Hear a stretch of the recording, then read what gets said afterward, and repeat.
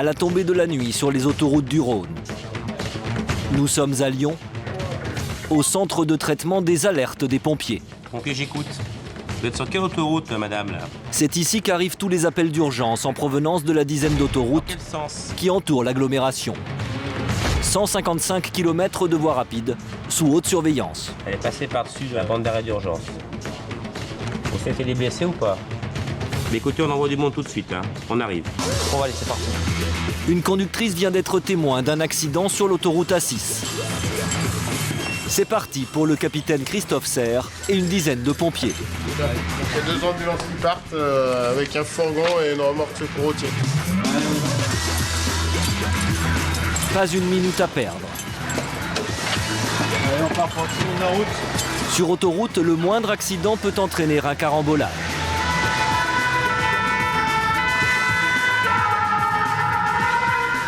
Le capitaine Christophe Serre est pompier professionnel depuis 16 ans.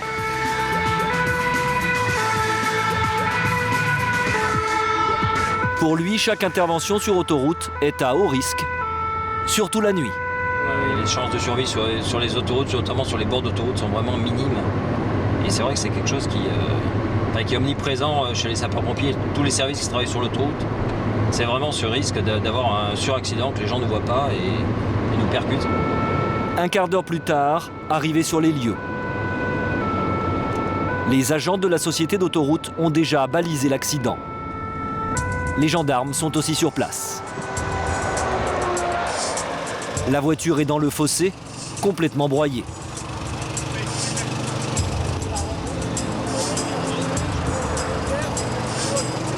Pour le capitaine Serre, une priorité, déterminer la gravité des blessures. Qu'est-ce qui s'est passé? Donc là, une voiture sol, elle a sauté la rambarde là, et puis bon, elle a dû faire un tonneau. Et puis, Il y avait 2 personnes à l'intérieur, donc ouais, une 2 dame. personnes et puis son fils. Dame, son fils, ils savent ce qui s'est passé ou pas, non? Apparemment, il se serait endormi, apparemment. D'accord, ok. Le conducteur s'en sort presque indemne. Il est évacué vers un hôpital de la banlieue lyonnaise. Bonsoir. Sa mère, âgée de 84 ans, elle, a frôlé la mort. Les premiers soins d'urgence doivent être pratiqués sur place. Votre fils, il est à l'hôpital, votre fils. Vous pouvez juste faire un bilan de ce qu'il y a eu et de ce que... De nombreuses plaies et un traumatisme crânien. La passagère a perdu connaissance sous la violence du choc. Elle vient tout juste de se réveiller. Vous avez froid? Non? Ça va aller? Vous avez envie de vomir ou pas? Non? Non? Vous avez la gorge sèche? Vous la transportez à quel endroit? C'est à Villefranche. C'est à Villefranche? D'accord. Je pense qu'il va filmer le véhicule qui part et après tu fais enlever le matériel. Seulement 2 blessés. Pour le capitaine Christophe Serre, c'est presque un miracle, vu l'état de la voiture. Ils ont de la chance quand même. D'après ce qu'on peut voir ici, effectivement, ils sont tapés sur la barrière de sécurité, sur la glissière. Ils ont dû rebondir dessus, ils ont glissé tout le long pour venir finir ici. Donc c'est vrai que vu l'état du véhicule, on a dû faire plusieurs tonneaux. Cette nuit, uniquement de la tôle froissée. Mais sur autoroute, les accidents à grande vitesse ont souvent des conséquences tragiques. En 2008, 1300 accidents corporels ont fait 177 morts et des milliers de blessés sur les autoroutes de France. Pour faire baisser ce chiffre, gendarmes, pompiers, patrouilleurs et agents des sociétés d'autoroutes travaillent dans l'ombre. Pour vous sauver, pour vous porter assistance ou tout simplement pour vous informer, ils sont des milliers à s'activer en coulisses. Véhicules circulant à contresens sur l'autoroute. Pendant plusieurs mois, nous avons suivi le travail de ces anges gardiens sur les autoroutes du sud de la France.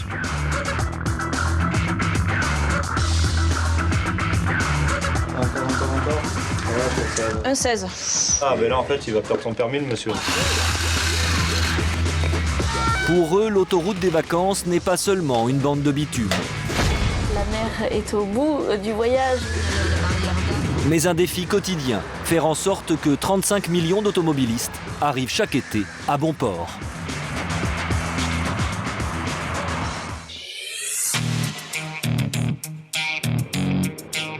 À l'embranchement de l'A9 et de l'A7, voici le peloton de gendarmerie d'Orange.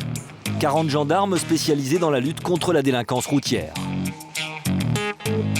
Voici l'adjudant Antoine Betzel. Sa spécialité, la chasse au chauffard. Ce gendarme de 49 ans dirige la brigade rapide d'intervention. 3 hommes et une voiture gonflée à bloc. C'est un 4 cylindres à plat, turbo compressé, ça fait 2000 cm3 de cylindrée et ça développe 225 chevaux. C'est un véhicule équipé de jantes alu, le gyrophare. Des jantes alu, des gyrophares. Donc là, on met le feu à éclat orange à l'arrière. Et à l'intérieur, ce boîtier sur le tableau de bord. Il commande un panneau lumineux fixé sur la plage arrière, une sorte de messagerie instantanée. Le message, Gendarmerie nationale, suivez-moi, qui est le message quand on intercepte quelqu'un. Et c'est parti pour plusieurs heures de chasse au chauffard. L'adjudant Betzel traque en priorité les très grands excès de vitesse, aux alentours de 180 km/h et plus. Sur les autoroutes françaises, la vitesse excessive est responsable d'un accident sur 4. L'adjudant a ses coins favoris. Aujourd'hui, ce sera l'extrémité de cette ligne droite de plusieurs kilomètres. On va les faire aller. Donc 182 km/h. 182, c'est 52 km/h au-dessus de la limite autorisée. Pour rattraper la voiture, l'adjudant Betzel doit prendre tous les risques. Couper les 3 voies pour rejoindre la file de gauche, une manœuvre délicate car il faut anticiper les réactions des autres automobilistes à plus de 230 km/h. Donc là on part en poursuite. Objectif, rattraper le chauffard au plus vite pour qu'il n'ait pas le temps de disparaître dans la circulation. C'est chose faite après quelques secondes de course-poursuite. On contrôle pour la vitesse. 182 km/h. Donc il y a une rétention du permis de conduire qui est immédiate. Vous habitez où? Annecy. Annecy. Donc là, 2 solutions. Soit vous faites venir quelqu'un pour reprendre le véhicule, soit on le gare à un endroit chez nous si possible. Et il faut prendre le train. L'homme est un chef d'entreprise. Il est à 300 km de chez lui. Suspension normalement sur le permis. Mon retrait de mon permis, je l'ai plus dans 1 mois. À cette vitesse-là, c'est 1 mois. 1 mois de retrait de permis et une amende de 90 €. Le conducteur va repartir à pied. Il assume. C'est quand je l'ai vu, j'ai regardé mon compteur et j'ai levé le pied, mais bon, j'ai vu que c'était trop tard. Je les ai vus avancer, bouger, et après, une fois que je suis passé, je les ai vus partir derrière moi. J'ai pas cherché, je savais que c'était pour moi, c'est pour ça que j'ai levé le pied, je me suis tiré sur la voie de droite, j'ai attendu qu'ils arrivent pour les suivre. On n'allait pas courir pendant 30 km pour s'arrêter 30 km plus loin, ça aurait servi à rien. On est pris, faut être beau joueur dans la vie. 9 fois sur 10, c'est vrai que ce sont des gens honnêtes et qui n'ont commis qu'un excès de vitesse. Mais on peut tomber sur beaucoup plus grave des fois. Ce qui va se passer quelques heures plus tard est en effet bien plus grave. Changement d'équipe avec le gendarme Guy Pouzol au volant.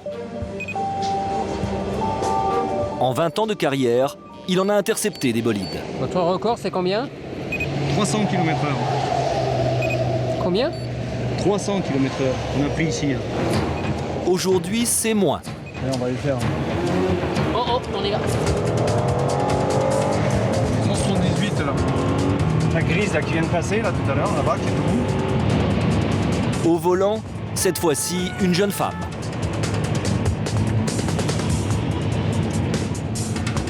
Donc là, 178, elle est à la limite de la rétention de permis de conduire. Puisqu'à 179, son permis resterait sur place.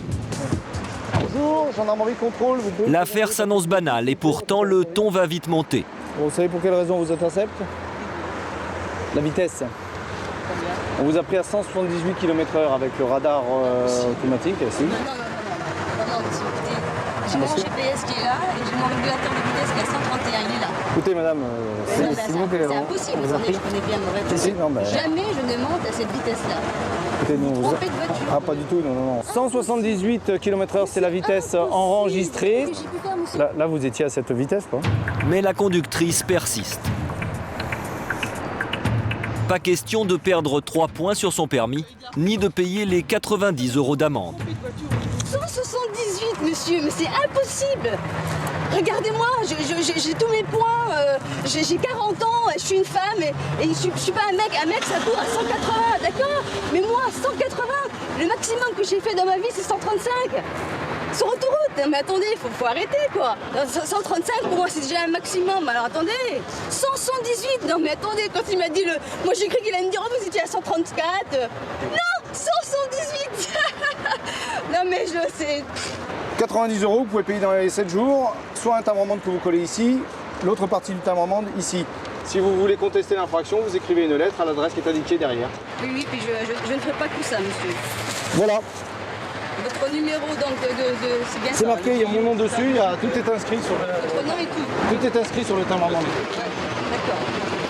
Avant de repartir, le gendarme va faire une découverte intéressante. Regardez, on constate en même temps que sur la plaque d'immatriculation du véhicule, le N, il y a une partie du fond de la plaque qui est décollée.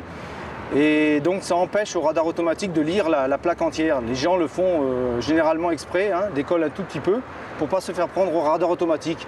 Alors c'est vrai qu'on a des situations comme là, ils sont un peu vexés quand ils se font prendre par nous.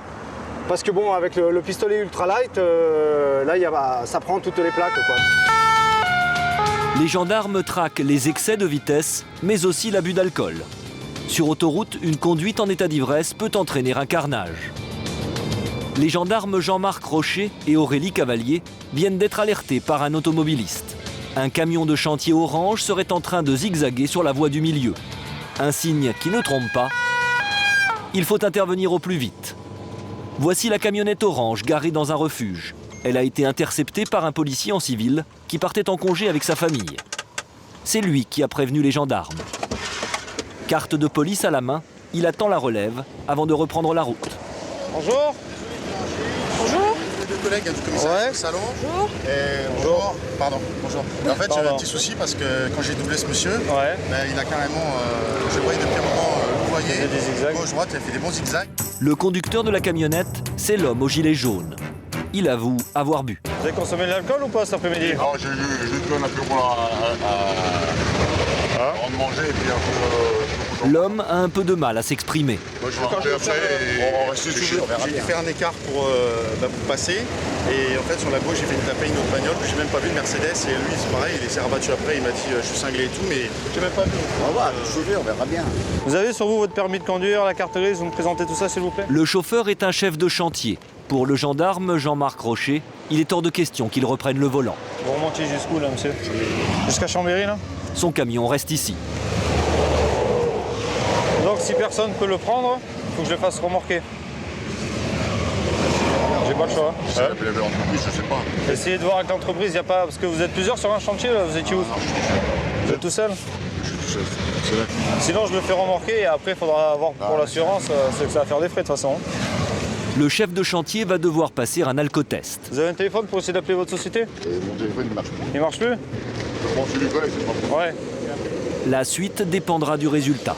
Suivant l'auto que vous avez, on attendra un peu et vous viendrez le récupérer. Ou si l'auto est trop important qu'il faut attendre plusieurs heures, et ben on le fera dépanner.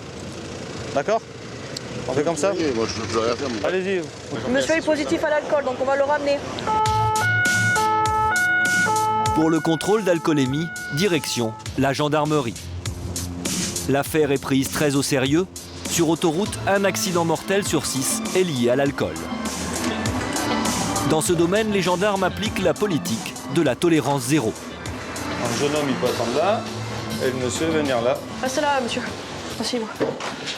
Prenez une bonne inspiration et allez-y monsieur alors.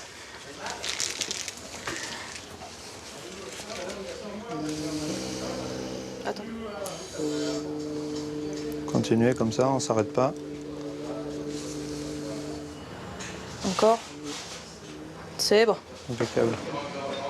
1,16. 1,16 g par litre d'air expiré, soit 2,32 g d'alcool dans le sang. Près de 5 fois la norme autorisée. Vous allez vous asseoir un petit quart d'heure là-bas et on va recommencer pour voir si vous êtes en phase ascendante ou descendante, d'accord? Et on prendra... Ah ouais, c'est beaucoup, hein. Vous n'en apercevez pas, mais c'est ça. Hein. Ah, si hier soir vous avez fait la fête, ça n'a peut-être pas encore descendu depuis hier soir, et si vous en rajoutez à midi, passez par là. Ça roule bien, donc... Ben oui, mais après on prend pas le coup, on prend pas le volant alors. Ouais. C'est l'heure de la déposition. Pour justifier son taux élevé, le chef de chantier évoque la Saint-Robert. Hier soir, c'était sa fête et il l'a bien arrosé. Donc vous avez consommé de l'alcool à partir de quand? Hier soir? C'était hier soir la Saint-Robert ou c'est aujourd'hui? On a fêté hier soir, parce que justement, on ne veut pas la fêter aujourd'hui. Donc hier soir. Alors hier soir, j'ai arrosé la fin de mon chantier à Salon-de-Provence et en même temps ma fête, la Saint-Robert. Donc, vous vous rappelez pas de ce que vous avez bu hier soir? J'ai du whisky à l'apéro et rouge en melon. Ça, c'est aujourd'hui à midi, mais hier soir? Non, mais hier soir, pareil. Ok. Whisky et rouge, moi je fais toujours pareil. Ouais. Je suis un carotte. Moi, pour pouvoir remplir tous les jours. Du whisky, et du vin rouge. Un quart d'heure plus tard, deuxième contrôle d'alcoolémie. Allez, deuxième souffle. Deuxième souffle. L'aspiration, c'est reparti. On continue. Voilà, encore. Voilà, je crois que ça va être bon. Putain. C'est très bien. Non, je crois que ça va être bon. Ouais, c'est excellent. 1,08. Ah, ça baisse quand même. Ça baisse. Je suis content de moi quand même. Ça baisse quand même. C'est toujours chargé, mais ça baisse quand même. Je suis en fin de Donc on va prendre 1,08. 2,16 g d'alcool dans le sang. C'est toujours très au-dessus des 0,5 g d'alcool autorisés par le code de la route. Robert va le payer cher. Et là, en fait, il va perdre son permis, le monsieur. Là. Je perds mon permis, je reste là. On va les faire. Non, vous n'allez pas rester longtemps. Là. On lui fait une rétention immédiate du permis. Et après, au tribunal. Ouais, mais ça, je sais, j'ai déjà fait une fois. C'est con, mais... C'est pas la première fois? Non. Non, la première fois, je l'ai C'était il y a longtemps? L'homme n'en est pas à son premier retrait de permis. Il l'a déjà perdu il y a 6 ans, pour les mêmes raisons. Et puis un autre retrait, et puis... Une amende? Non, l'amende, non, parce que vu que j'étais sans boulot, parce qu'il m'avait viré, là, ça va se passer pareil. J'ai perdu mon boulot, j'ai tout perdu. Vous perdez votre travail civil? Ouais. Là, je suis viré. Tu peux le faire souffler, je vois. Quand chef de chantier sans permis, on ne peut plus travailler. La boîte, ils n'en ont plus rien à foutre. La boîte, ils s'en foutent. Demain, je vais taper du RMI et puis terminer. Je suis bon. À quelques semaines près, il n'est pas considéré comme récidiviste, car sa première condamnation date de plus de 5 ans. Il échappe donc de peu à la prison. Mais son permis lui est retiré sur le champ. Il sera finalement condamné à 5 mois de suspension. Il faut que je rentre, moi. Il faut rentrer la pied, je suis à pied. Et ce jour-là, personne pour venir le chercher. C'est mignon. Ni son employeur, ni son épouse ne semblaient pressés de venir récupérer ce naufragé de l'autoroute. Je suis là, je suis au bord de l'autoroute. Il faut que j'aille à la gare d'Avignon et je veux des miens. 3 jours plus tard. Il pleut dans la région lyonnaise avec de fortes pluies sur l'A46 et l'autoroute A7. De violents orages sur la région lyonnaise. C'est une très mauvaise nouvelle pour le capitaine des pompiers Christophe Serre. Il le sait bien en prenant son service. Les 155 km d'autoroute sous la surveillance des pompiers du Rhône vont être bientôt inondés. Sa journée s'annonce comme l'une des pires de l'année. À la caserne du 3e arrondissement, direction la cellule d'urgence. Tous les pompiers du département sont sur le qui-vive. Oui, allô, c'est les pompiers. On a de nombreuses interventions du fait des inondations, là. Les inondations, une vraie menace pour les maisons, mais aussi pour le réseau routier. Est-ce que vous êtes inondé par votre Il y a beaucoup de routes qui sont remplies de flotte, ça risque d'entraîner de l'aquaplaning. Chaussée inondée, partie autoroute de bouchée, excusez-moi. Les pompiers, bonsoir. D'accord, donc 20-30 mm en plus de ce qui est déjà tombé. Merci, au revoir. Allez, pardon. Au fil de la matinée, la situation météo se dégrade. Le capitaine Serre est inquiet. Et là, actuellement, avec les inondations, on a un point nord sur Givors, où lorsqu'il y a des importantes précipitations, l'eau ruisselle s'accumule au niveau de l'autoroute. Et on a souvent, effectivement, ce point ici qui est bloqué, qui est coupé à la circulation. On a fait des sauvetages comme ça, où les personnes étaient carrément bloquées à l'intérieur de leur véhicule et l'eau les submergeait complètement. On a un accident sur la 46. 14 heures. Lyon-Paris. Première alerte. Ouais. Et vous êtes blessé, monsieur? Vous êtes où, alors? A46, nord-sud, A46, nord-sud, au niveau de la descente de Saint-Manasse, PK24. PK24? Ouais. Vous êtes au PK24, monsieur, d'accord? Le point kilométrique sur l'autoroute, c'est le 24. Il y a un blessé alors au final? Ouais. Un accident avec blessé. Le capitaine Serre part sur place pour coordonner les secours. C'est grâce à Radiotrafic qu'il en apprend un peu plus. Il y a un accident de poids lourd, a priori, qui serait en portefeuille sur l'autoroute A46 Nord. Au-delà de Saint-Priest, on ne connaît pas encore le sens de circulation de cet accident qui provoquerait en plus un bouchon. Vous êtes extrêmement vigilant. Oui, c'est un endroit qui est très accidentogène. On a énormément d'accidents sur cette partie d'autoroute où on intervient régulièrement pour des accidents de circulation.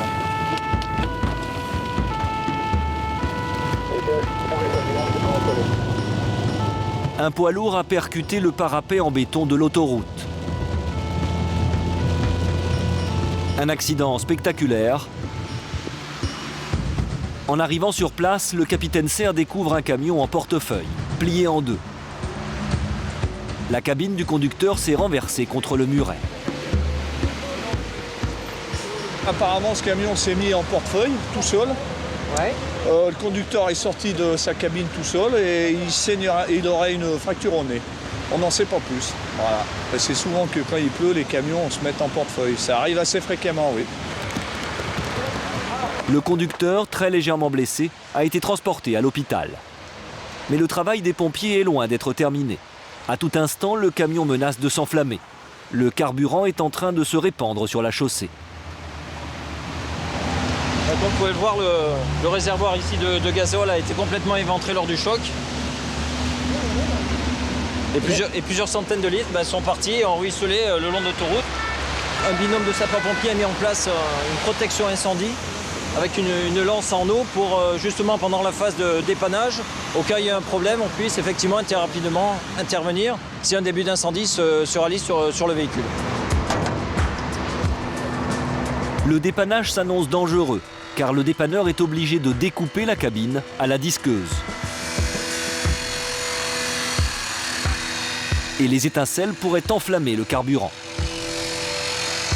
Mais du travail comme ça, un portefeuille, normalement la cabine reste dessus, mais qu'elle se décroche, c'est assez rare. C'est assez rare. Un travail périlleux.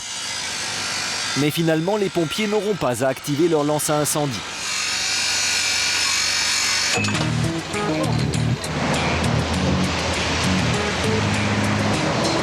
En une demi-heure, les débris seront balayés, la chaussée nettoyée et la remorque évacuée.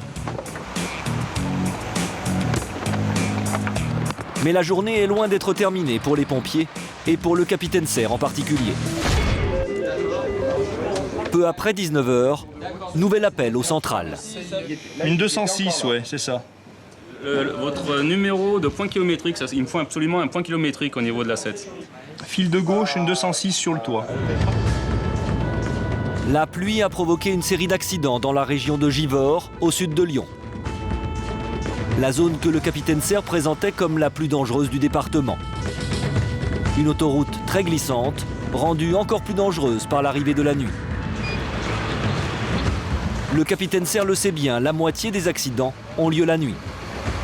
La première voiture qu'il découvre s'est écrasée dans le muret de l'autoroute après plusieurs têtes à queue.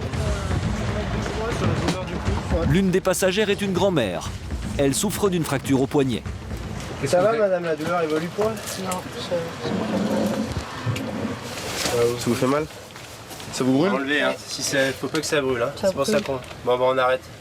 Ça a calmé un peu la douleur? Ça a calmé un peu, ouais. On va laisser là, et puis si ça revient, on remettra dessus. Normalement, ça reste encore un peu froid. C'était tellement vite qu'on n'a pas eu le temps de voir ce qui arrivait.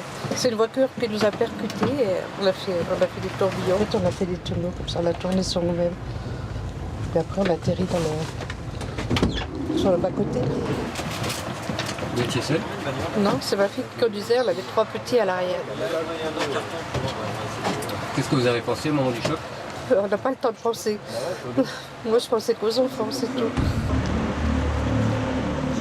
Dans les bras des pompiers, les enfants sont sains et saufs, mais très choqués. La mère de famille est en pleurs. C'est elle qui conduisait et elle culpabilise d'avoir mis ses enfants en danger.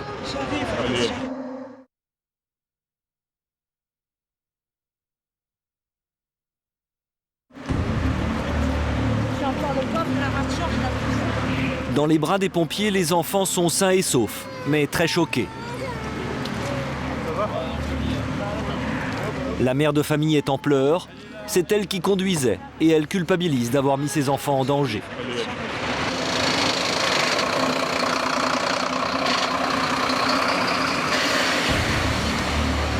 Le capitaine Serre est le seul à qui elle accepte de parler. Ça se passe comment? Ne vous inquiétez pas, la police va vous donner tous les renseignements, il n'y a pas de souci. Ils s'occupent en charge du dépannage et puis vous indiqueront où a été transportée votre maman. Et puis après vous diront pour tout ce qui est les assurances, les constats, etc. Ils vont vous aider. Ok, merci. Voilà, je vous en prie.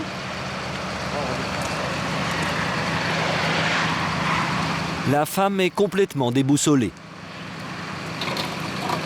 Apparemment, la collision a été très violente. D'après l'explication de la personne qui conduisait le véhicule, elle a été percutée, elle ne sait pas par quoi d'ailleurs. Ce qui l'a déportée, elle a tourné, fait des tonneaux, éventuellement tapé contre le parapet, est revenue se positionner ici. Il n'y a pas d'impact au niveau du pare-brise. Donc les personnes avaient la ceinture, c'est ce qui leur a évité certainement d'aller taper la tête dans le pare-brise. Quelques centaines de mètres plus loin, une autre voiture accidentée. Cette fois, ce sont des jeunes qui ont perdu le contrôle, victimes d'un aquaplaning. Le pouls, combien, Christelle? 90. Dans l'ambulance, le jeune conducteur. C'est son premier accident. En fait, on a un peu débordé sur la ligne blanche au niveau de la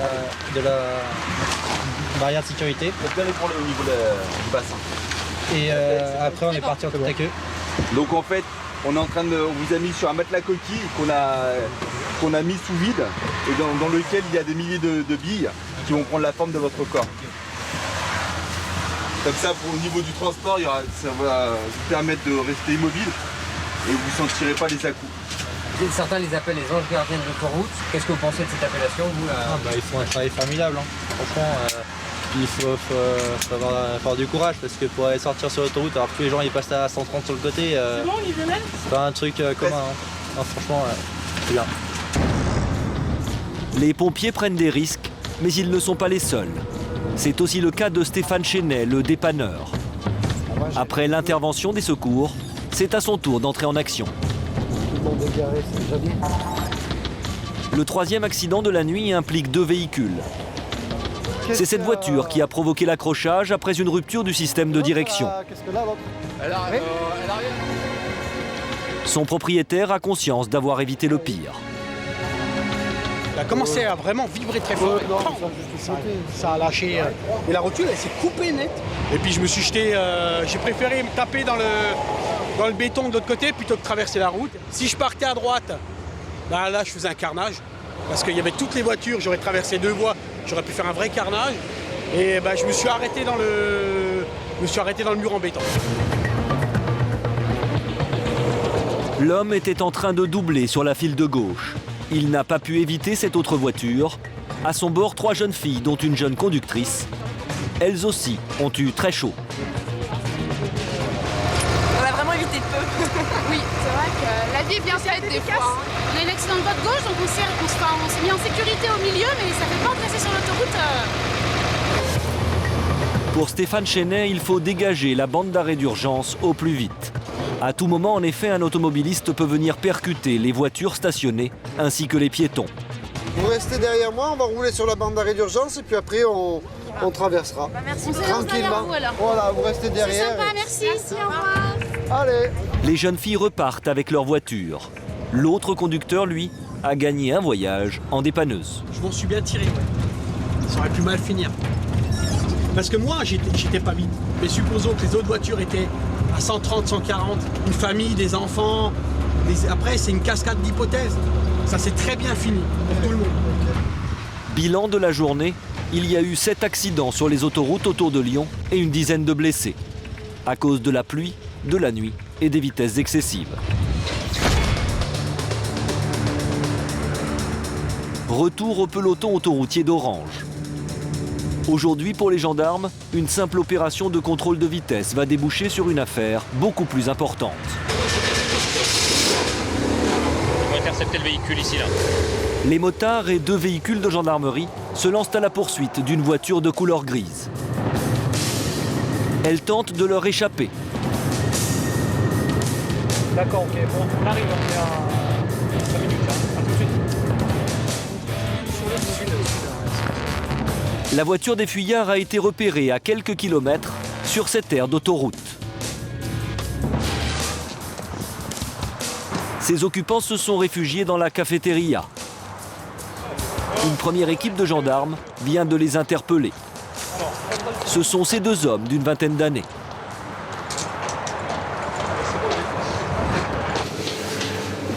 Pour les fouiller, direction les toilettes du restaurant. Vous arrêtez, c'est une fouille à corps. Vous allez faire quoi là? Une fouille à corps qui n'entend pas attaquer. Il faut le déshabiller pour savoir ce qu'il peut avoir sur lui éventuellement. Une arme, éventuellement du produit, des pièces d'identité, des pièces mauvaises. Voilà, donc les uns après les autres, on les met dans une pièce au chaud. Voilà, et en toute sécurité. Les hommes n'ont aucun papier d'identité sur eux. Mais les gendarmes ont découvert une carte bleue et une clé de voiture dissimulées dans les toilettes pour dames. La clé ouvre la berline contrôlée en excès de vitesse. Il n'y a rien de spécial dedans? Pas d'armes, pas de... Mais il sait pas, elle n'est pas à lui. Ah, c'est vrai, c'est... Les 2 suspects nient être les propriétaires de la voiture. Selon eux, elle appartiendrait à un vague copain. Il s'appelle Michael. Il est où votre copain? Il est parti, madame. Avec le Scénic? Non, à pied, il est parti en courant, à pied. Il a abandonné là, on ne savait même pas. Pourquoi vous êtes allé cacher la clé et la carte bancaire dans les toilettes dames? Pourquoi vous êtes allé cacher les clés de la voiture et la carte bancaire dans les toilettes dames? Conduisez, qui a tout caché. Qui conduisait? Au regard de la loi, les gendarmes n'ont aucun motif suffisant pour fouiller la voiture. Ils ont dû faire appel aux douaniers. Eux seuls sont habilités à fouiller n'importe quel véhicule. Première découverte, des cartouches de cigarettes. Les trafics sont nombreux entre l'Italie, l'Espagne et la France. Les douaniers pensent tout de suite à de la contrebande. Mais la plus grosse prise se cache dans le faux plafond de la voiture. L'endroit quand même pour le mettre. Bah oui. Qu'est-ce que vous avez trouvé là? On trouve la pièce d'identité dans la garniture du pavillon. Cette carte d'identité est celle du jeune homme en blanc. Mais en cas de contrôle, il faut nous donner une fausse identité. Il faut donner une fausse identité. Ils n'ont pas de pièce d'identité, donc on nous oblige à faire la recherche. Pour les gendarmes, reste à savoir pourquoi les 2 hommes cherchent tant à cacher leur identité. Et pourquoi ils ont tenté de s'enfuir. La réponse, ils la trouveront 1 heure plus tard, après le désossage d'une partie de la voiture. De l'argent liquide, 8 500 € au total, dissimulés dans le coffre de la voiture.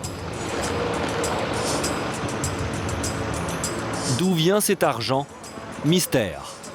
Les 2 suspects restent muets. Parti d'un simple excès de vitesse, l'enquête des gendarmes s'oriente désormais vers la piste d'un important trafic. Les 2 intéressés sont placés en garde à vue, simplement puisqu'on doit poursuivre des investigations sur une carte de crédit qu'on a trouvée à l'intérieur du véhicule et qui semble être volée, de provenance douteuse. On fera les vérifications demain matin. Donc, elles ne portent pas leur nom? Exactement, elles ne portent pas leur nom et manifestement on s'oriente peut-être vers un recel au niveau de la carte de crédit. Retour au peloton de gendarmerie pour l'audition des suspects.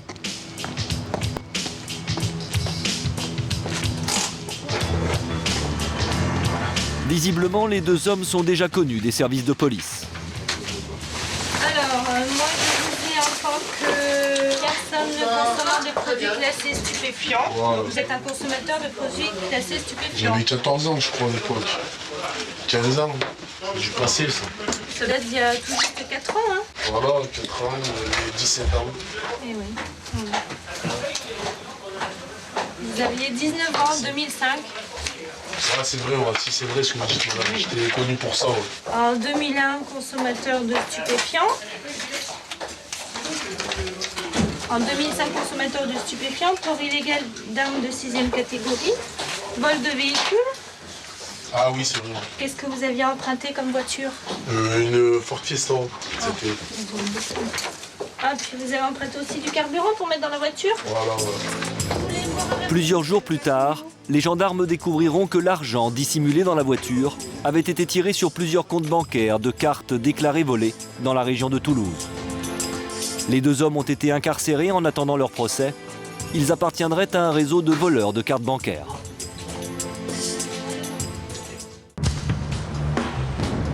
Nous sommes le 1er mai. Avec l'arrivée des beaux jours, c'est la première vague de grand départ vers la Méditerranée. Une journée classée noire, la grande répétition avant l'été. Mobilisation générale au siège de la société d'autoroute. Dans cette tour de contrôle, on surveille en temps réel la circulation grâce à 350 caméras. Elles sont réparties sur 2600 km de voies rapides. Au niveau du trafic, qu'est-ce qu'on a? On a des pointes à 6000 véhiculeurs. 6000 véhiculeurs. C'est le double d'une journée normale. Plus de 120 000 automobilistes vont emprunter l'autoroute A7 aujourd'hui. La hantise ici, c'est le bouchon et l'accident. Les caméras d'autoroute captent régulièrement les scènes les plus terribles. Beaucoup de ces films français ou étrangers circulent sur Internet. Comme cet accident de moto, ce départ d'un camion à contresens, ou cette effrayante collision entre un poids lourd et une voiture de tourisme. Il y a aussi cette série d'accidents dans un tunnel autoroutier.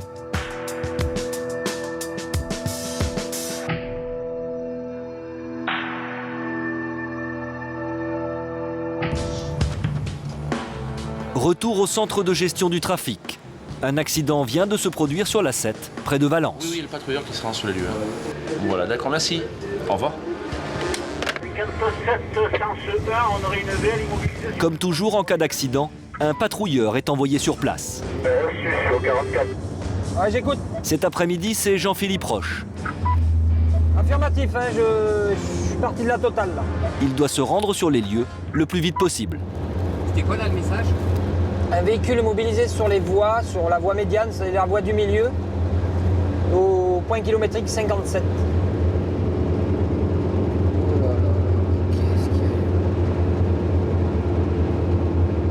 Apparemment, c'est un véhicule léger avec une remorque qui a pris l'atténuateur du pont. Les gendarmes sont sur place. Jean-Philippe est en contact permanent avec le centre de contrôle. Alors, toujours la voie de gauche, c'est circulable. Hein. Les autres voies sont neutralisées par l'accident. Je vais neutraliser la voie médiane et voie de droite. D'accord. Allez, go. Comme toujours, Jean-Philippe doit sécuriser la zone le plus vite possible. Objectif, éviter le suraccident. Un travail très dangereux. Ah, il faut faire attention là, oui. Ben, toujours avoir en visu la circulation. L'an dernier, un patrouilleur est mort. 13 ont été blessés, fauchés par des conducteurs inattentifs. Mais je suis en train d'indiquer aux gens, aux usagers, de passer sur la voie de gauche. Parce que la voie de droite et la voie médiane, elle est neutralisée par l'accident. La voiture a percuté de plein fouet un mur en béton. Sa remorque a été complètement disloquée et son contenu s'est répandu sur la route. Les deux occupants sont indemnes, mais sous le choc. Le conducteur erre parmi les débris. Son épouse, elle, tente de sauver quelques effets personnels. C'est un couple d'Allemands. Ils sont partis de Cologne très tôt ce matin, en direction de la Côte d'Azur. Nous sommes en route depuis 5 heures le matin. Et bien sûr, mon mari était un peu fatigué. Il a dormi pour quelques secondes et... Un accident sur 3 est dû à la somnolence. C'est aujourd'hui la première cause de mortalité sur autoroute. Non, c'est quand même un assez gros accident. Il y a quand même un choc violent. Un atténuateur de choc qui est entièrement démoli. C'est quoi l'atténuateur de choc? C'est cette partie-là. Cette partie qui normalement est détendue jusqu'au câble là-bas. Et là, il a avalé le choc. Il a fait amortisseur pour justement pas taper dans des blocs de béton. Et sans atténuateur, alors qu'est-ce qui se serait passé? Ben là, ça aurait été un choc frontal et là, il y aurait eu des blessés. Vu l'état de l'atténuateur, on dirait que c'est un camion qui a tapé dedans. Tellement qu'il est quiché, mais à mort. Hein. Il a dû arriver... C'est sans doute cet amortisseur géant qui a sauvé la vie du couple et de ses animaux de compagnie. Personne n'est blessé. L'urgence pour Jean-Philippe, c'est maintenant de déblayer la route au plus vite. Des agents de nettoyage l'ont rejoint sur place, ainsi qu'un dépanneur. Même le couple d'Allemands participe. Ouais, tout le monde met la main à la pâte parce qu'il faut qu'on remette toutes les voies en circulation rapidement. Ça bouchonne. Il y a 3 km de bouchons là actuellement. Là. 3 km de bouchons, mais finalement en moins de 3 quarts d'heure, l'épave et la remorque sont évacuées et les 2 voies ouvertes à la circulation. Le couple et les animaux sont pris en charge par le dépanneur. Ils rejoindront leur lieu de vacances en taxi. Pour le patrouilleur Jean-Philippe, mission accomplie. Bon, l'accident est terminé, toutes les voies sont remises en circulation. Gendarmerie et dépanneurs sont tous repartis. Terminé. Fin de service pour le patrouilleur. Mais déjà au centre de gestion du trafic. Oui, je t'écoute. Un autre appel d'urgence. Pas vraiment ordinaire. Donc, une personne qui a perdu ses clés dans une poubelle. C'est reparti pour le patrouilleur. Cette fois, ce n'est plus Jean-Philippe Roche, mais son collègue Fabien Haraud. Allez, fouiller dans les poubelles, c'est quand même la première fois que vous le faites ou pas? Ça va être la 2e fois. La première fois, c'était quoi? La même chose. Quelqu'un qui avait fait tomber ses clés dans une poubelle, pareil. Ça va être la pêche au canard. Perdre ses clés dans une poubelle, un grand classique sur l'autoroute. C'est souvent en jetant leurs déchets que les automobilistes pressés perdent leurs clés. Bonjour. Bonjour monsieur. Je viens d'en faire une bonne. Oui. Venez voir, je le vois, mais... Vous avez fait tomber vos clés dans la... Non, pas mes clés, mes papiers. Ah, vos papiers. Ouais, vous voyez, vous voyez le bidon blanc, oui. Là. Ah, d'accord. Il est juste dessous. D'accord. Vous pensez qu'on va pouvoir le récupérer? Bah écoutez, on va essayer. Le problème, c'est à cause de la profondeur. On va essayer. Vous allez pouvoir aider monsieur? On va voir ce qu'on peut faire. Mais vu la profondeur, ça risque d'être un peu difficile. Parce que là, le niveau de la poubelle n'est pas tellement élevé. Donc, je vais vous enlever le couvercle principal. Vous allez vous rendre compte de la profondeur. Sur les aires d'autoroute, impossible d'atteindre le fond des poubelles avec le bras. En effet, elles sont enterrées en moyenne à 4 mètres de profondeur. Ah, faut pas descendre dedans. Ah bon? Parce que je peux vous dire, avec la profondeur, on va essayer autre chose. Hein. On va aller à la pêche. Hein. Je vais peut-être pouvoir vous sauver. Attendez.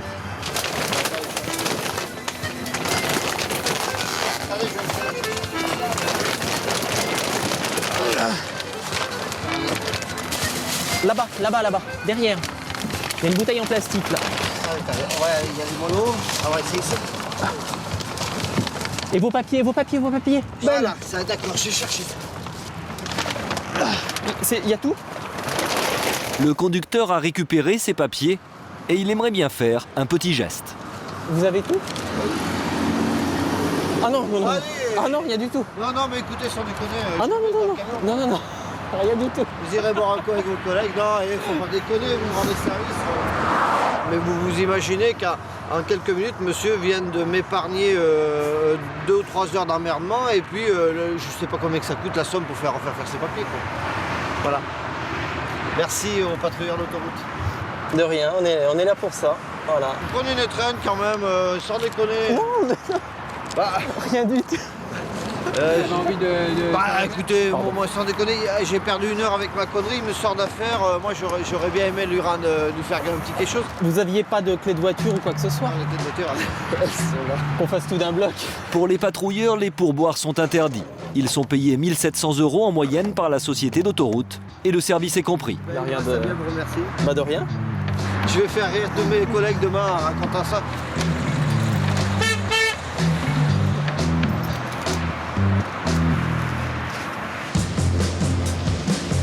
Quelques jours plus tard, au peloton de gendarmerie d'Orange, l'adjudant Gérard Horry vient de recevoir un appel pour un accident à 10 km d'Avignon.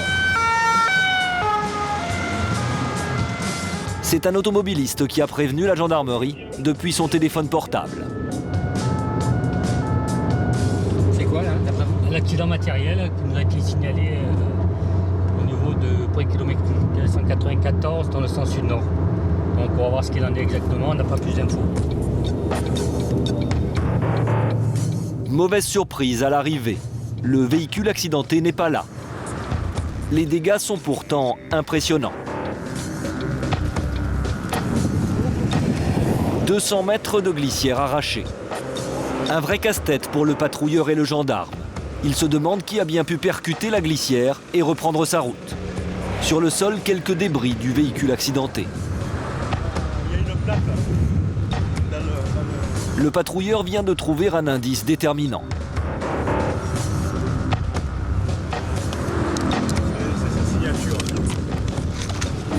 Manifestement, il y a un camion qui a accroché les glissades de sécurité sur environ 200 mètres. Il a laissé sa carte de visite, sa plaque d'immatriculation. Donc on va identifier cette plaque et on va contacter le propriétaire. Et là, on va tâcher de retrouver le camion qui ne doit pas être bien loin. Vous êtes sûr que c'est un camion? Tout à fait, oui, d'après les dégâts et l'ampleur des dégâts et les débris qu'on retrouve sur place, c'est un camion, sans aucun doute. En cas d'accident sur l'autoroute, il est interdit de quitter les lieux. C'est assimilé à un délit de fuite. Alors j'ai la plaque du camion. Pour retrouver le fuyard, l'adjudant décide d'interroger le fichier national des immatriculations. Yankee Victor 84. Une enquête éclair menée depuis le bord de l'autoroute. Et au bout de quelques minutes, les premiers résultats. On vient d'identifier le propriétaire du camion. Il encourt donc la suspension de son permis, une amende et la perte de 6 points sur son permis de conduire. Donc on va voir ce qu'il en est. Peut-être qu'il est parti, il n'est peut-être pas en règle au niveau de son permis de conduire. Il a peut-être une alcoolémie, on ne sait jamais. On va aller sur place. Son enquête mène le gendarme dans cette société de transport, au nord d'Avignon. Sur le parking, il repère aussitôt le poids lourd impliqué dans l'accident. La plaque arrière est intacte, mais l'avant est en partie arraché. Aucun doute pour le gendarmerie, c'est bien ce camion qui a percuté les glissières de sécurité sur l'autoroute. Il y a des goulons. Peut-être le pneu derrière aussi, je crois qu'il est entaillé, mais je suis pas sûr. Vous voyez que le camion a frotté, on voit bien, tout le long. Ça a frotté au niveau du réservoir. Et après, regardez, vous avez des entailles qui sont faites un peu partout. Vous voyez, le pneu là, il est complètement lacéré. De profondes entailles sur les pneus, ils auraient pu éclater. Le chauffeur a sans doute évité le pire. Le chauffeur, c'est cet homme. Il vient tout juste de rentrer après sa livraison. Interrogé par les gendarmes, il reconnaît immédiatement ses torts. Après une dizaine d'heures passées au volant, c'est encore une fois la fatigue qui est à l'origine de l'accident. Qu'est-ce qui s'est passé, monsieur? Je suis endormi, tout simplement. Et vous êtes réveillé à quel instant, alors, justement? Quand ça fait du bruit, le choc, tout de suite, je me suis endormi pour 2 secondes. Il s'en tire à moindre frais, avec une amende de 90 €. Puis un peu le radiateur, et c'est ça qui fait que... Il y a 200 mètres de... Son passager, un jeune livreur, a eu pour sa part la frayeur de sa vie. Comme ça en l'air, là. On a roulé à moitié dans le fossé. Ça fait quoi, le moment du choc? Peur. Terrible. C'est vrai? On ne sait pas où ça va s'arrêter. On n'a aucun contrôle. J'ai surtout crainte de repartir, de traverser l'autoroute, en fait. Je me suis dit, si au moment où on retouche où on sort du rail et qu'on se retrouve sur la bande d'arrêt d'urgence, le camion il se met à virer sur la gauche. Pour nous, c'était terminé, quoi. Avec le nombre de poids lourds qu'il y avait... Qu'est-ce qui serait passé? Carambolage. Énorme. Le jeune homme a eu très peur et pour cause, les sorties de route de poids lourds sont souvent dramatiques. Comme cet accident filmé par une caméra de surveillance. Ce jour-là, un chauffeur perd le contrôle de son camion, traverse le terre-plein central et s'encastre dans les véhicules à contresens. Un carambolage spectaculaire.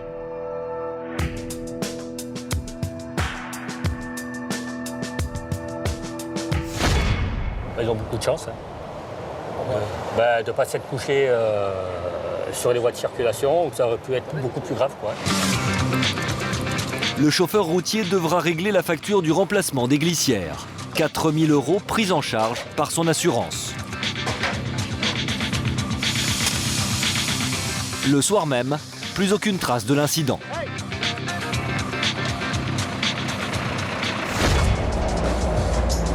L'autoroute, ce sont des centaines de kilomètres de glissières et de bitume, mais aussi des dizaines d'aires de repos et de services. Y assurer la sécurité, c'est aussi le rôle des gendarmes. Le peloton d'Orange vient d'être appelé pour un vol de nourriture dans les rayons d'une station-service. Mais les gendarmes Thierry Huguet et Bruno Marelli vont découvrir à leur arrivée sur place un personnage un peu particulier. Le prétendu voleur, c'est lui, un vieil Anglais d'environ 70 ans, au comportement bien étrange. Je veux aller à Saint-Malo. Saint-Malo? Pour aller où? Je veux attraper un ferry. Pour retourner en Angleterre? Je veux rentrer en Angleterre. Vous savez que vous êtes dans le sud de la France ici? Je dois aller à ma banque en Grande-Bretagne. Vous avez des papiers, un permis de conduire s'il vous plaît?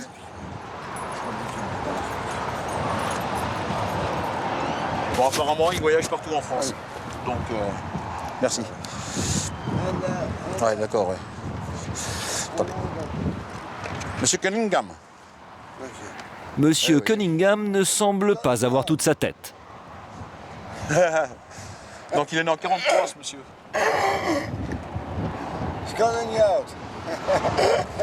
Vous n'avez plus d'argent, plus rien?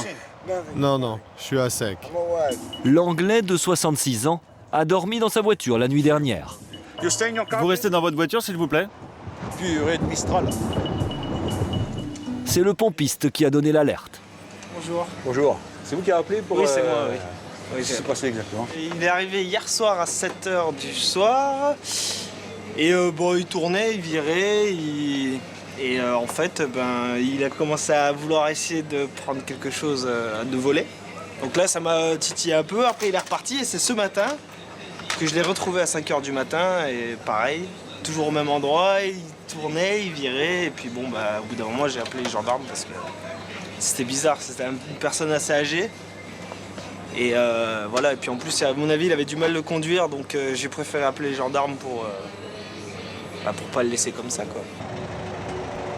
L'homme aurait tenté de voler dans la station-service en raison de ses finances défaillantes. Puis là, au bout de 6 jours, il a plus d'argent, quoi. Vous avez une carte de crédit? No money, no credit card. Non, non, non, que du cash. Vous n'avez rien? Il avait que du cash, il n'a plus rien. Ouais, voilà, il lui reste environ 1 euro, même pas. Pardon? Je viens à la gendarmerie et vous me donnez à manger. Vous n'avez pas mangé? Non, j'ai rien mangé depuis 3 jours. Oui, mais apparemment, ça fait 3 jours qu'il n'a pas mangé. Donc, on va essayer de voir ça. Oh, merci. C'est les gens de la station qui vous donnent ça, monsieur. Formidable, merci beaucoup. L'Anglais est-il ivre? Joue-t-il la comédie? S'est-il échappé d'un hôpital de la région, voire d'un asile? Les gendarmes décident d'interroger le fichier des personnes recherchées. Prénom Roger Arthur. Il est né le 20 juillet 43 en Angleterre. Mais comme vous verrez le personnage, il n'a pas l'air bien fringant, quoi. L'homme n'est pas porté disparu. Et c'est finalement dans la boîte à gants que les gendarmes vont trouver le premier indice. Un contrat de location d'une société qui loue des véhicules aux personnes handicapées. Vous avez un problème médical? Non problème. Pas de problème? Non. Ça arrive de temps en temps d'avoir des personnes qui sont atteintes de la maladie d'Alzheimer et qu'on retrouve sur l'autoroute et qui sont perdues, quoi. C'est-à-dire, on a une brave dame qui allait faire ses courses, elle est rentrée sur l'autoroute, elle ne sait plus où elle était, quoi. Donc, comme souvent ce sont des gens qui habitent en France, on arrive quand même à joindre la famille, on arrive à s'en occuper. Bon, apparemment, là, je crois que d'après ce qu'a dit le collègue, on va contacter le consulat pour essayer de voir ce qu'on peut faire avec ce monsieur. Vous fermez votre voiture et vous me suivez à la gendarmerie. Dans ma voiture. Pas question pour les gendarmes de le laisser reprendre sa voiture, pour la sécurité de tous. Mais alors que faire de lui?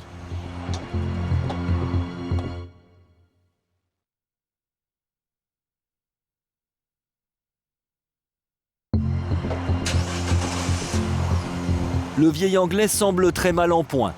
Pas question de le laisser reprendre sa voiture, pour sa propre sécurité et pour celle des autres usagers de l'autoroute. On le fait monter le monsieur, puis après on y va. Des gens perdus comme ce vieil homme, les gendarmes en croisent chaque été sur l'autoroute du Soleil. Direction le bureau. On voit le tout, quoi. On peut voir aussi bien le bonheur que la misère. Donc, et ça fait partie de notre boulot de gendarme. Allez, ok. Allez, come on. Les gendarmes ont bien du mal à comprendre comment cet homme a pu traverser la France. Ils n'ont que son nom, alors une seule solution, contacter le consulat anglais pour organiser un rapatriement sanitaire en Grande-Bretagne. Je suis en vacances pour 4 mois, mais je n'ai déjà plus d'argent. Mais le dialogue avec les services de l'ambassade se révèle impossible.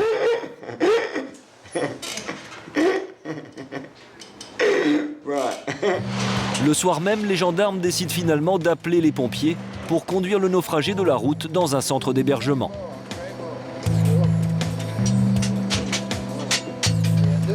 Une semaine plus tard, il sera rapatrié chez lui par les services du consulat de Grande-Bretagne.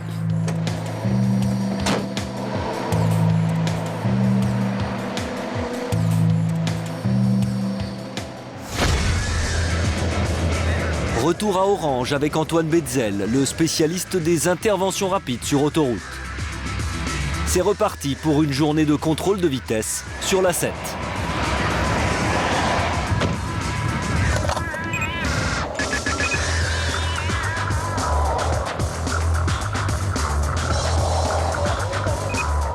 On va les faire. 173. 43 km/h au-dessus de la limite légale. Un délit banal, mais l'intervention s'annonce un peu particulière. La voiture est immatriculée en Italie. Apparemment immatriculée à l'étranger, celle qui est devant nous, voilà. Donc là, on va se porter à sa hauteur tranquillement. On a déjà le gyrophare. On va attirer son attention par le 2 tons. On lui fait signe, on se passe devant. Dans le véhicule, une famille italienne qui part en vacances à Paris. L'adjudant Betzel ne parle pas italien. C'est bonjour. Vous avez des papiers de la voiture? Parlez français? Bonjour à Disneyland. Disneyland. Moi, je suis pas Mickey, hein? Comment? Je suis pas Mickey. Non? Non. On vous contrôle pour la vitesse, la Velocita. Sur l'autoroute A7, beaucoup d'étrangers. L'adjudant doit jongler avec plusieurs langues. 173. Trop vite. Troppo. Si, troppo. Venez avec moi?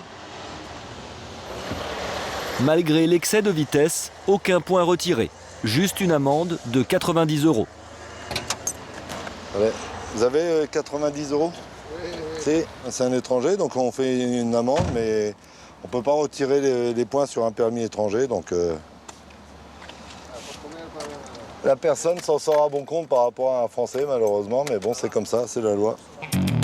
Voilà. Firma ici. 90 € pour 173 km/h. L'Italien peut s'estimer heureux. Pour la même vitesse, un automobiliste français aurait perdu, lui, 3 points. C'est d'ailleurs ce qui va se passer quelques minutes plus tard. Une autre équipe de gendarmes va prendre un motard sur le fait. Ils ont eu à peine le temps de voir passer la moto. Je ne vois pas.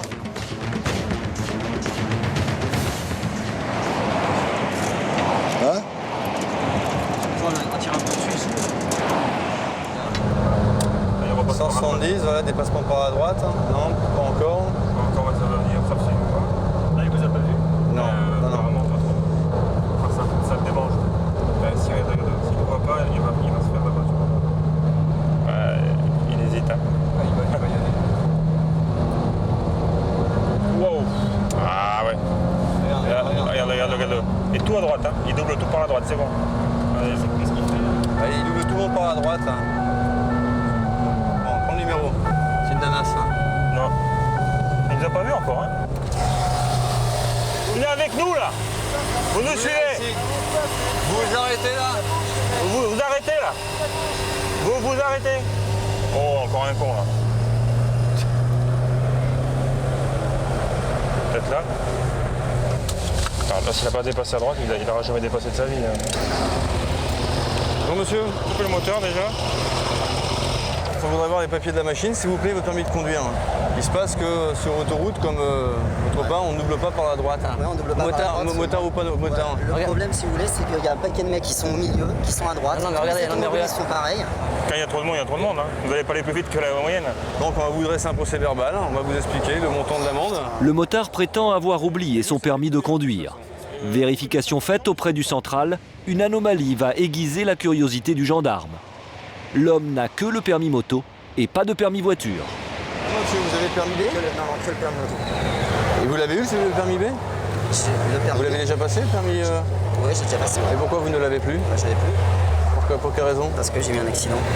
Vous avez un accident? Ouais. Et suite à ça, on vous a retiré le permis? Ouais. Vous avez un accident pour quelle raison? Rien. Excusez-moi, attendez, on va aller ici parce que je... Mais c'est personnel. C'est personnel? Ouais, très. Mais ça n'a rien à voir avec un problème de code de la route. Ah, j'ai du mal à comprendre. Non, oui, moi aussi, ouais. J'ai eu beaucoup de mal. Hein. J'ai mis 5 ans pour le comprendre. Mais dans les grandes lignes, ça a trait à quoi? Un scooter.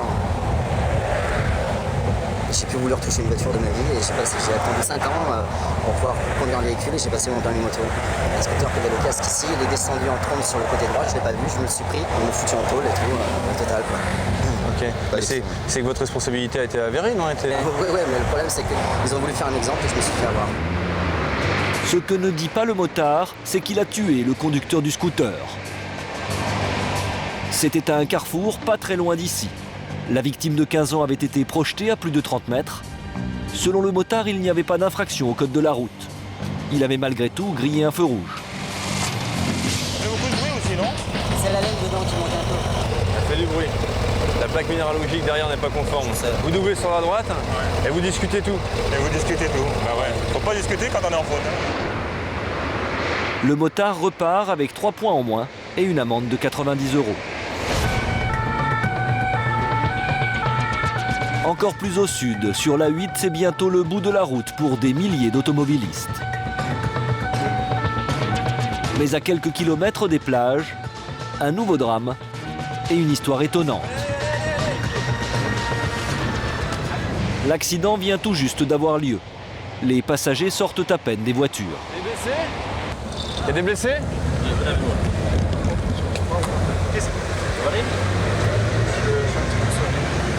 Qu'est-ce qui s'est passé? Pour l'instant, on ne sait pas encore. C'est vous, monsieur, qui était dans la voiture? Qu'est-ce qui s'est passé? Je ne sais pas. Je ne sais absolument pas. C'est-à-dire, vous étiez dans quelle voiture? J'étais dans cette voiture-là, j'avançais tranquillement, et puis apparemment une voiture qui doublait par la droite, et celle-là, en voulant se rabattre, m'a coupé la route, et puis voilà. Vous avez fait un tonneau? Plusieurs tonneaux? Pas mal. Ça fait c'est votre voiture? Oui, c'est ma voiture. Qu'est-ce qui s'est passé? Ce qui s'est passé, c'est qu'une voiture m'a doublé par la droite en me faisant une queue de poisson. C'est une 307 qui est partie, qui est repassée là, on n'a pas compris pourquoi. Elle est repassée ici, de ce côté, je sais pas, 10 minutes après, et on attend. Vous voulez peut-être voir ce qui s'est passé, peut-être? Ouais, voilà, je pense qu'elle a dû se rendre compte de ce qui s'est passé, mais partir après. Malgré la violence de l'accident, seulement 2 personnes sont légèrement blessées. Des témoins qui se trouvaient derrière la voiture confirment la version du conducteur. Une 307 aurait fait une queue de poisson en doublant par la droite avant de s'enfuir. Les témoins ont ensuite vu quelque chose de plus choquant encore. Le conducteur du véhicule qui a occasionné cet accident a effectivement pris la fuite. Des témoins ont relevé le numéro d'immatriculation. Cette personne serait allée tourner au niveau de la sortie suivante Mandelieu pour repasser dans le sens inverse, se serait arrêté. Alors tout ça c'est à vérifier pour prendre des photographies. Voilà, donc dès lors une enquête est en cours pour vérifier tous ces éléments. 2 heures plus tard, à la gendarmerie de Mandelieu, les enquêteurs recueillent le témoignage des occupants de la voiture qui étaient juste derrière la 307 blanche.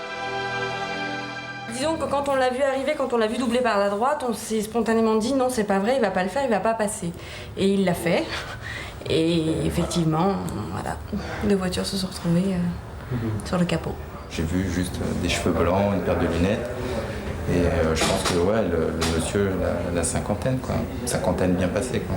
Et on a vu effectivement la 307 venir stationner sur la bande d'arrêt d'urgence. En face de l'accident, il a pris son appareil photo et il a photographié l'accident. Quand on a vu ça, on était tous un petit peu effarés. Donc, la réaction vive, je dirais, du passager d'un des véhicules qui s'est retourné en essayant d'aller l'interpeller. Et le monsieur est reparti immédiatement. Et alors là, au niveau de la plaque, vous avez vu quoi alors? Bah, le premier nombre, enfin 25, et le dernier, 74. Bah, écoutez, merci. Et puis, de toute façon, j'ai votre numéro, si on a besoin. Quelques jours plus tard, les témoins sont de nouveau convoqués. Les enquêteurs pensent avoir identifié la 307 et son conducteur. Les horaires, c'est très dur, mais il n'y a pas de problème, on arrive à bien. Cheveux blancs, lunettes, la cinquantaine, il correspond parfaitement au signalement. Et il ne semble pas être un fin connaisseur du code de la route et de ses feux rouges. Pour les témoins, aucun doute. Ah oui, sans problème. Les gendarmes décident de convoquer le suspect. Allô?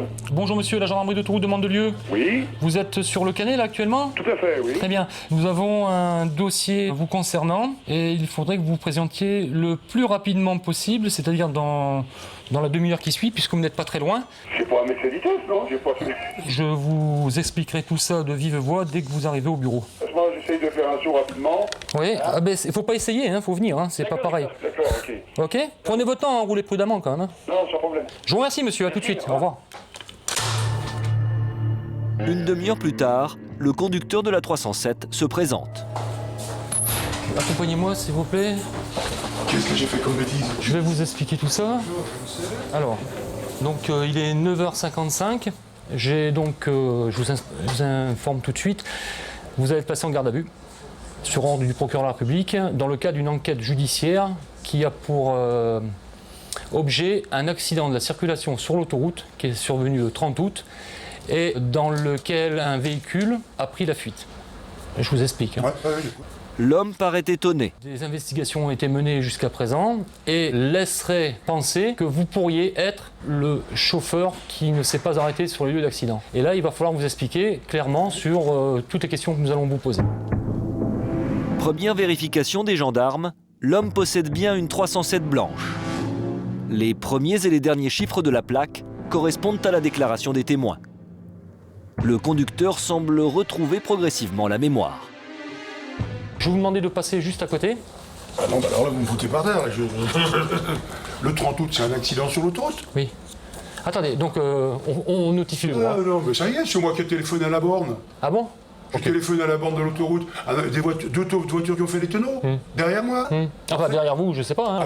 Moi, je sais, parce que j'ai vu dans le rétro, c'est moi qui me suis arrêté à la borne pour prévenir. Il reconnaît qu'il était bien sur l'autoroute au moment de l'accident. Mais d'après lui, les mauvais conducteurs, ce sont les autres. J'étais derrière un convoi formé par une Fiat, une 306, qui visiblement cavalaient comme des fous. D'accord. Vous étiez derrière? J'étais, moi et mon doublé, j'étais sur la voie milieu. D'accord. Une Fiat m'a doublé. Suivi d'une 306, tout ça, ça tournait comme des ballons. À ce moment-là, ça a brassé, ils se sont écartés. Ils sont serrés à droite, d'accord, oui. Enfin, au milieu, quoi. Au milieu. Moi, je suis passé, voilà. Et après, en roulant, j'ai senti quelque chose au conduit, et j'ai vu des trucs très lointains qui tournaient dans le rétroviseur. Pour moi, j'étais déjà à 1 bon kilomètre. 1 kilomètre, une distance qui le mettrait à l'abri de toute responsabilité. Pour lui, ces deux personnes se tiraient la bourre. Pour l'instant, dans ce qu'il dit là, il n'a bien sûr aucune responsabilité dans cet accident. Mais le gendarme insiste. Voilà, écoutez, là maintenant... Non, là c'est là-bas. Je vais vous reposer des questions, ok, un peu plus ciblées, si je puis dire. Alors, contrairement à vos déclarations, plusieurs témoins affirment que c'est la 307 de couleur blanche qui est arrivée très rapidement derrière la petite voiture bleue qui roulait sur la voie gauche. Que répondez-vous? Je réponds que c'est faux. J'affirme le contraire. Je réponds que c'est faux. Je n'ai jamais dépassé par la droite ce véhicule bleu. Ni aucun autre véhicule. Ni aucun autre véhicule, non. Non, mais attendez, ce matin, vous m'interrogez sur là, vous avez l'air de me reprocher un certain nombre de choses. Moi, je veux savoir ce qui part. Moi, je sais plus, là. Je vais être infusible. Là, on est en train de me faire un faux procès, je sais pas. Non, je ne vous fais pas un faux procès, moi. Moi, je vous fais pas un faux procès, je vous pose des questions et on va y arriver. Je ne suis pas dans une enquête policière. Le conducteur de la 307 a réponse à tout. Même pour la photo, il fournit une explication. Je savais que c'était l'accident dont j'avais prévenu, hein. Et je vous dis, j'ai même pris, sur la bande d'arrêt d'urgence, quand j'étais arrêté dans la file là-bas, j'ai même pris une photo. Je l'ai la photo. J'ai allé pendant l'appareil, je sais pas comment elle est, j'en sais rien. Je peux vous le donner. C'est quoi cet appareil? Un truc jetable de chantier que j'ai. Vous savez, moi, quand il y a un accident ou un truc comme ça, je fais toujours une photo, ça peut servir ou un truc comme ça. En remontant dans le sens, j'ai dit, tiens, tac, j'en prends une. Au même titre, je ne vais pas vous dire que je suis collectionneur. Au même titre, j'en ai quelques-unes dans mon... L'homme ne s'avoue pas collectionneur, mais il a quand même d'autres photos d'accidents sur lui. 24 heures du Mans, ça. Vous voyez que je garde de temps en temps, je garde des photos d'une Ferrari qui s'était scratchée. Ouais. Bon, ça n'a rien à voir avec le truc, mais je dis bon, bah, j'ai pris la ouais, parce que moi aussi je prends des photos. Ouais. Je veux dire, c'est pas par esprit morbide Son explication ne convainc ni les gendarmes, ni le procureur de la République. L'homme passera la nuit en cellule jusqu'à la fin de sa garde à vue. Il sera jugé pour délit de fuite, blessures involontaires, dépassement par la droite et queue de poisson. Il risque 5 ans de prison et la confiscation de son permis de conduire.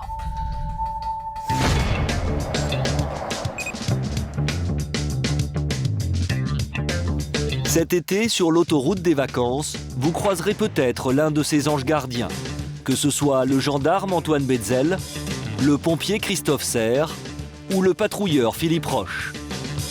Grâce à eux, la mortalité a diminué de moitié en 5 ans sur les autoroutes françaises.